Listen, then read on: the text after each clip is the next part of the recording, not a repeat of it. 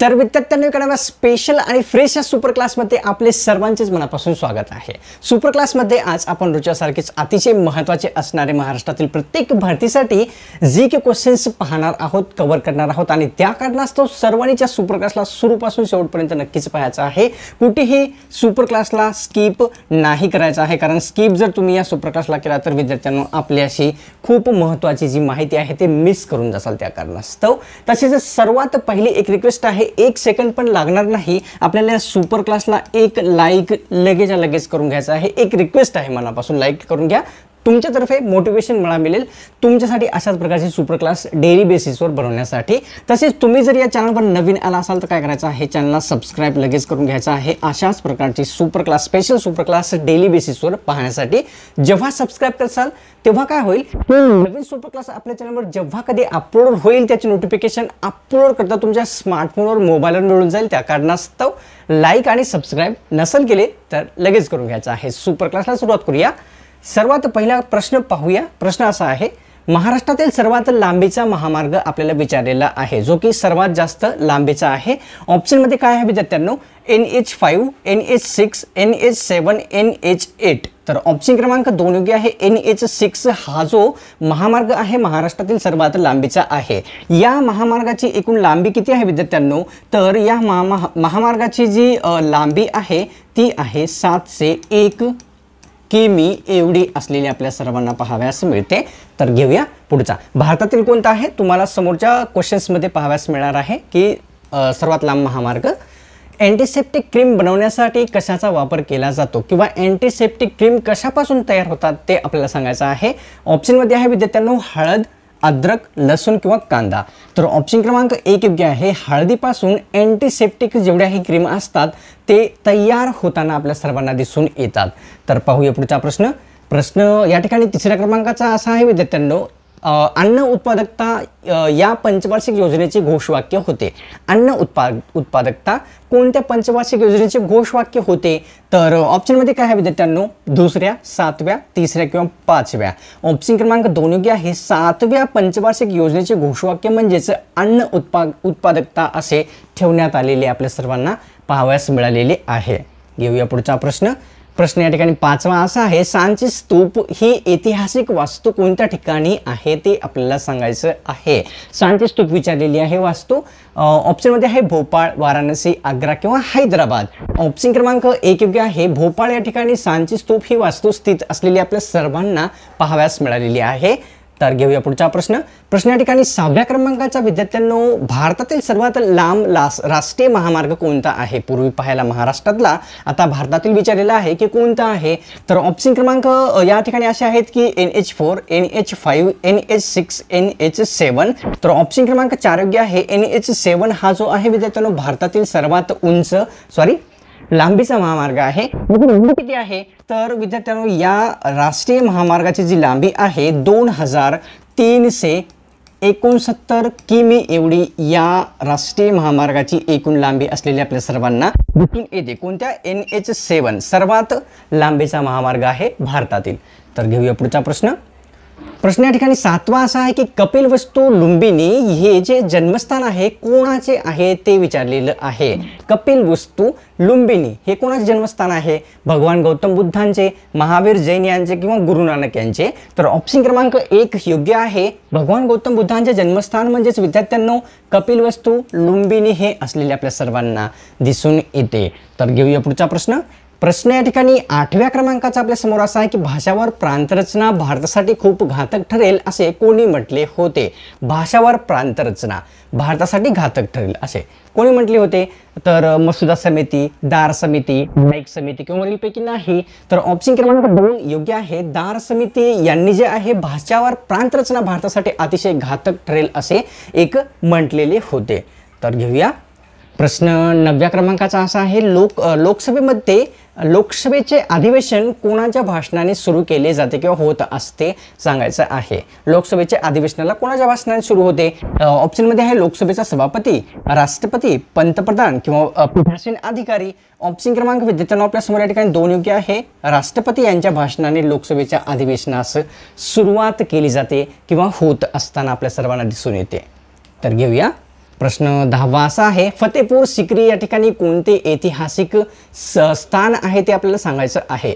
फतेपूर सिक्री या ठिकाणी विचारलेलं आहे. ऑप्शनमध्ये आहे गोलघुमट, ताजमहाल, बुलंद दरवाजा किंवा सांची स्तूप. तर ऑप्शन क्रमांक विद्यार्थ्यांनो 2 या ठिकाणी माफ करा 3 आहे. बुलंद दरवाजा जो आहे कोणत्या ठिकाणी, फतेपूर सिक्री या ठिकाणी स्थित असलेला आपल्या सर्वांना पाहावयास मिळतो. तर घेऊया प्रश्न 11वा असा आहे की मुस्लिम लीग व राष्ट्रीय काँग्रेसची संयुक्त बैठक कोणत्या ठिकाणी पार पडली होती ते आपल्याला विचारलेलं आहे. 2 आहे संघ या ठिकाणी, मुस्लिम लीग आहे आणि राष्ट्रीय काँग्रेसची. तर या ठिकाणी विद्यार्थ्यांनो ऑप्शन आपल्यासमोर या ठिकाणी काय दिसून जातं, अलाहाबाद, लाहोर, मुंबई किंवा कोलकाता. तर ऑप्शन क्रमांक या ठिकाणी योग्य आहे विद्यार्थ्यांनो 1. अलाहाबाद या ठिकाणी जे आहे मुस्लिम लीग राष्ट्रीय काँग्रेसची संयुक्त बैठक पार पडलेली होती आणि अलाहाबादचे सध्याचे काय नाव आहे तर प्रयागराज असे करण्यात आलेले दिसून येते. आता ही जी मुस्लिम लीग आणि राष्ट्रीय काँग्रेसची संयुक्त बैठक होती ती कोणत्या वर्षी पार पडली होती, प्रयागराज किंवा अलाहाबाद या ठिकाणी, तर ते वर्ष होते 1911 या वर्षी पार पडलेली दिसून येते. तर बघूया पुढचा प्रश्न. प्रश्न 12व्या क्रमांकाचा असा आहे, द्विस्तरीय पंचायत राज व्यवस्था कोणत्या समितीने सुचवली होती ते विचारलेलं आहे. द्विस्तरीय पंचायत राज व्यवस्था कोणी सुचवलेली होती, कोणत्या समितीने, अशोक मेहता समिती, वसंतराव नाईक समिती, बलवंतराय मेहता समिती. तर ऑप्शन क्रमांक 1 योग्य आहे. अशोक मेहता समितीने जे आहे विद्यार्थ्यांनो पंचायत राज व्यवस्था ही सुचवलेली आपल्या सर्वांना दिसून आलेली आहे. तर घेऊया पुढचा प्रश्न. प्रश्न 13वा असा आहे, लोकलेखा समिती जी आहे पद्धत भारतीय राज्यघटनेमध्ये कोणत्या देशाकडून घेण्यात आलेली आहे ते आपल्याला सांगायचं आहे. कोणती, तर लोकलेखा समिती पद्धत या ठिकाणी ब्रिटन, जापान, स्वित्झर्लंड. तर ऑप्शन क्रमांक 1 योग्य आहे. ब्रिटन या देशाकडून लोकलेखा ही समितीची पद्धत जी आहे भारतीय राज्यघटनेमध्ये स्वीकारण्यात आलेली आहे किंवा घेण्यात आलेली दिसून येते. प्रश्न असा आहे, कोणत्या झाडापासून राळ तसेच टर्पेटाईन मिळवले जाते ते आपल्याला सांगायचं आहे. 2 वस्तू आहेत, काय आहे तर पहिली आहे राळ, दुसरी आहे टर्पेटाईन. तर ऑप्शन मध्ये आहेत पाईन, साग, तुळसी, पिसवी. तर ऑप्शन क्रमांक विद्यार्थ्यांना आपल्यासमोर या ठिकाणी 1 योग्य आहे. आपल्यासमोर एक म्हणजेच या ठिकाणी पाहून घ्या की पाईन या झाडापासून राळ तसेच टर्पेटाईन हे मिळवण्यात येत असते. तर घेऊया पुढचा प्रश्न. प्रश्न 15वा असा आहे की मुंबईचा सम्राट असे कोणास म्हणतात ते आपल्याला सांगायचं आहे. मुंबईचा सम्राट कोणाला म्हणतात, ऑप्शनमध्ये आहे जगन्नाथ शंकर सेठ, विनोबा भावे, महर्षी कर्वे किंवा महात्मा गांधी. तर ऑप्शन क्रमांक 1 योग्य आहे. जगन्नाथ शंकर सेठ यांना विद्यार्थ्यांनो मुंबईचा सम्राट असे म्हटले जात असते. तर घेऊया प्रश्न आपल्यासमोर कव्हर करूया की 16वा काय आहे, कोणत्या पिकाचे हेक्टरी उत्पन्न सर्वात जास्त आहे. तर आपल्याला सांगायचं आहे हेक्टरी उत्पन्न कोणत्या पिकाचे सर्वात जास्त आहे, सोयाबीन, ज्वारी, मका किंवा बाजरी. तर ऑप्शन क्रमांक 1 योग्य आहे. माफ करा, ऑप्शन क्रमांक 1 नाही 2 योग्य आहे. ज्वारी या पिकाचे जे हेक्टरी उत्पन्न आहे सर्वात जास्त असलेले आपल्या सर्वांना दिसून येते. तर बघूया पुढचा प्रश्न. प्रश्न या ठिकाणी 17वा असा आहे की दूध रत्नाकर हा जो काव्यसंग्रह आहे कोणी लिहिला होता. दूध रत्नाकर काव्यसंग्रह लिहिणारे व्यक्ती आपल्याला विचारलेली आहेत की कोण आहेत. महात्मा फुले, सावित्रीबाई फुले, शाहू महाराज किंवा महात्मा गांधी. ऑप्शन क्रमांक 2 योग्य आहे. सावित्रीबाई फुले यांनी जो आहे विद्यार्थ्यांनो दूध रत्नाकर हा काव्यसंग्रह लिहिलेला दिसून येतो. तर घेऊया पुढचा प्रश्न. प्रश्न 18वा असा आहे की कोणाच्या मते अज्ञान व अंधश्रद्धा हे भारताचे दुर्गुण आहे ते आपल्याला विचारलेले आहे. 2 विचारलेले आहे म्हणजे काय, अज्ञान व अंधश्रद्धा हे भारताचे दुर्गुण आहे असे कोणी म्हटले होते. दयानंद सरस्वती, रामानंद तीर्थ, महर्षी कर्वे किंवा स्वामी श्रद्धानंद. ऑप्शन क्रमांक 1 योग्य आहे. दयानंद सरस्वती यांनी जे आहे अज्ञान तसेच अंधश्रद्धा हे भारताचे दुर्गुण आहे असे संबोधले होते किंवा त्यांनी एक सांगितलेले दिसून येते. घेऊया प्रश्न 19वा पाहूया. उदोजी स्टुडंट हॉस्टेलची पायाभरणी खालीलपैकी कोणामार्फत करण्यात आली होती किंवा कोणी केलेली होती. कोणती, उदोजी स्टुडंट हॉस्टेलची पायाभरणी महात्मा फुले, शाहू महाराज, विनोबा भावे किंवा पंडित नेहरू. तर ऑप्शन क्रमांक विद्यार्थ्यांना 2 योग्य आहे. राजश्री शाहू महाराज यांनी जे आहे उदोजी स्टुडंट हॉस्टेलची पायाभरणी केलेली आपल्या सर्वांना पाहावयास मिळालेली आहे, दिसून आलेली आहे. तर घेऊया 20वा प्रश्न. भारतामध्ये घटनात्मकरित्या किती भाषांना मान्यता देण्यात आलेली आहे? राज्यघटनेने किती भाषांना मान्यता दिलेली आहे की भारतीय भाषा आहेत म्हणून? तर ऑप्शनमध्ये आहेत 24, 22, 23 किंवा 25. ऑप्शन क्रमांक विद्यार्थ्यांना आपल्या सर्व ठिकाणी 2 योग्य आहे. 22 भाषांना जे आहे भारतीय राज्यघटनेमध्ये या ठिकाणी घटनात्मक पद्धतीने मान्यता दिलेली दिसून येते. तर घेऊया पुढचा प्रश्न. प्रश्न 21वा असा आहे, विधानसभेचे कामकाज कोणत्या भाषेतून चालते ते विचारलेलं आहे. स्पेशली आपल्या महाराष्ट्र राज्याच्या विधानसभेचे जे कामकाज आहे कोणत्या भाषेतून चालते? ऑप्शनमध्ये आहे मराठी, हिंदी, इंग्रजी किंवा वरीलपैकी सर्व. ऑप्शन क्रमांक 4 योग्य राहणार आहे. इंग्रजी, हिंदी, मराठी या सर्वपैकी कोणत्याही भाषेतून विधानसभेचे कामकाज हे चालू शकत असते. महाराष्ट्राच्या विचारलेला आहे स्पेशली. तर घेऊया प्रश्न 22वा. जगामध्ये रेड क्रॉस दिन कोणत्या दिवशी साजरा केला जातो? रेड क्रॉस दिन कोणत्या दिवशी साजरा होतो? तर ऑप्शनमध्ये आहेत 5 मे, 6 मे, 7 मे किंवा 8 मे. ऑप्शन क्रमांक 4 योग्य आहे. 8 मे या दिवशी जगामध्ये जे आहे रेड क्रॉस दिन हा साजरा केलेला आपल्या सर्वांना पाहावयास मिळतो. प्रश्न 23वा असा आहे की परंपरागत व्यवसायासाठी महाराष्ट्रातील कोणता जिल्हा प्रसिद्ध आहे? जो परंपरागत व्यवसाय आहेत महाराष्ट्रामध्ये कोणत्या जिल्ह्यामध्ये सर्वात जास्त प्रमाणामध्ये केले जात असतात? ऑप्शनमध्ये आहे लातूर, भंडारा, परभणी किंवा रायगड. तर ऑप्शन क्रमांक 2 योग्य आहे. भंडारा या जिल्ह्यामध्ये कोणते परंपरागत व्यवसाय हे सर्वात जास्त प्रमाणामध्ये केले जाताना आपल्या सर्वांना पाहावयास मिळतात. प्रश्न 24वा असा आहे, ओरल पोलिओ वॅक्सिन कोणी बनवलेली आहे? जी ओरल म्हणजे आपले जी तोंडावाटे दिली जाते ती वॅक्सिन पोलिओची कोणी तयार केलेली आहे? Albert Sabin, Louis Pasteur, Albert Einstein किंवा वरीलपैकी नाही. ऑप्शन क्रमांक 1 योग्य आहे. अल्बर्ट साबिन यांनी ओरल पोलिओ लस ही किंवा वॅक्सिन ही तयार केलेली दिसून येते. तर घेऊया पुढचा प्रश्न. प्रश्न 25वा असा आहे, कोणत्या राज्यामध्ये कोळशाचा साठा सर्वात जास्त आहे? भारतातील एकूण साठ्यापैकी असे कोणते राज्य आहे की ज्यामध्ये सर्वात जास्त कोळशाचा साठा दिसून येतो? ऑप्शनमध्ये आहे महाराष्ट्र राज्य, गुजरात, पंजाब किंवा राजस्थान. तर ऑप्शन क्रमांक 1 योग्य आहे. आपल्या महाराष्ट्र राज्यामध्ये कोळशाचा साठा जो आहे सर्वात जास्त स्थित आहे. किती टक्के आहे पुढच्या प्रश्नामध्ये पाहूया.